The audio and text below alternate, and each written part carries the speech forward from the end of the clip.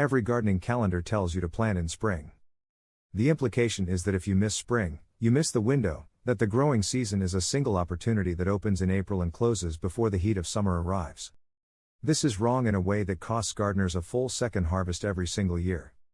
July is not the end of the growing season.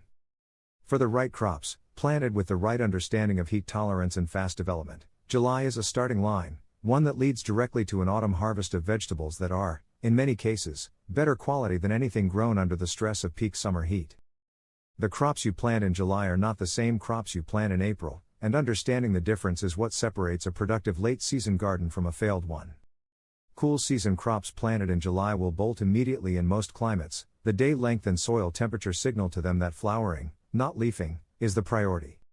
What July planting requires is a category of vegetables that either genuinely thrives in heat or develops fast enough that the cooler temperatures of September and October arrive before they exhaust themselves. Both categories exist, both are productive, and most gardeners have never intentionally planted into them because they never knew the window was open. The fast heat-tolerant group includes bush beans, which go from seed to harvest in 45 to 60 days and will germinate vigorously in soil temperatures that would kill a lettuce seedling. Southern peas, cowpeas, black-eyed peas, field peas, are subtropical crops that actively prefer the heat of July and August and produce prolifically right through until frost. Summer squash planted in July misses the early season squash vine borer pressure that destroys many spring-planted crops and produces reliably until the first cold kills the vine. Cucumbers planted now will be productive well into September in most zones, and the reduced pest pressure compared to spring plantings often results in cleaner, more abundant fruit. These are not marginal plantings, they are strategic ones. The fast development group offers a different kind of opportunity. Radishes mature in 22 days. Certain lettuce varieties are cut and come again ready in 30 days when started in light shade. Arugula, spinach, and Asian greens planted now will establish through the warmth of late July and come into their best production as temperatures moderate in September. The flavor of greens grown into autumn cool is noticeably better than the same varieties stressed by midsummer heat. If you are starting late and need to make fast decisions about what to plant across multiple growing slots, a seed starter tray kit removes the guesswork of germination medium, humidity control, and individual cell management.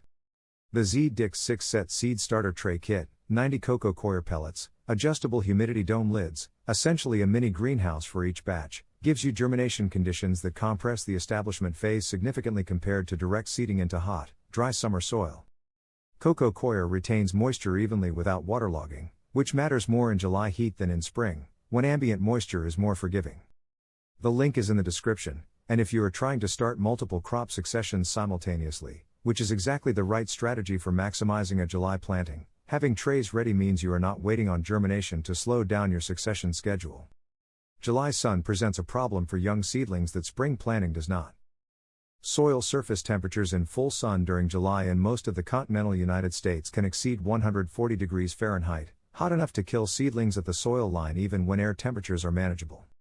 Transplanting or germinating in full exposure without modification is not a gamble you want to take with seeds you have just started.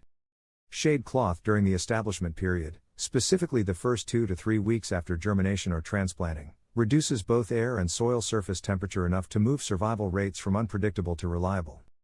The shade and beyond 90% sun shade cloth, 8 by 12 feet, grommeted edges, mocha color, is not a permanent installation for shade gardening. It is a temporary establishment tool that you remove once root systems are deep enough to buffer against surface heat stress. Most of the crops that respond best to July planting need full sun for maximum productivity. The shade cloth buys them the 2 to 3 weeks they need to establish that root depth, then comes off. The link is in the description. The July window is real. The crops that fit it are productive, many of them easier to grow than their spring counterparts because insect pressure is lower, soil biology is more active, and autumn rains typically reduce irrigation demands as the season progresses. The gardeners who use this window consistently end up with autumn harvests that others assume require a greenhouse or a heated season extension setup. They just needed to know which crops to plant and when the second window actually opens. Subscribe to Hydrohaven. The product links are in the description. See you in the next one.